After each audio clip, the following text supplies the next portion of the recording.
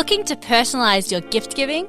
This DIY wooden gift hamper crate, complete with stylish wood stain, is the perfect way to personalise your next gift. In this video, we'll show you that with a little bit of DIY and Feast Watson Prooftint and Clear Varnish, you can transform a simple wooden crate into a beautiful, unique piece.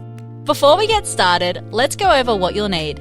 Feast Watson's Prooftint in a colour of your choice, Feast Watson Clear Varnish, a wooden crate, we picked this one up from IKEA, a clean cloth, a paintbrush, a flat blade stirrer, sandpaper, and your safety gear.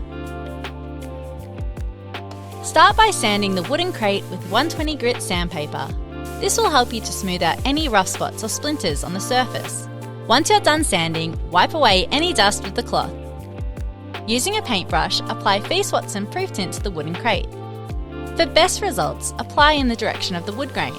For this piece, we're using Prooftint in oak colour. As this is bare pine, the Feast Watson Prooftint has penetrated the timber completely and doesn't need to be wiped down.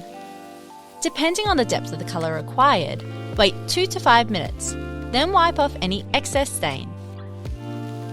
Allow to dry for 30 minutes before applying a second coat if required.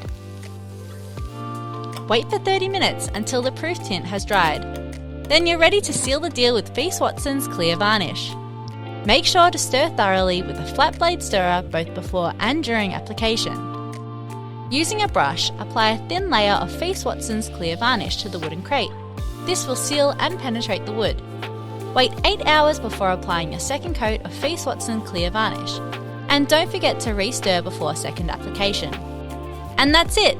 Your wooden crate has now transformed into a beautiful, unique hamper ready for any occasion.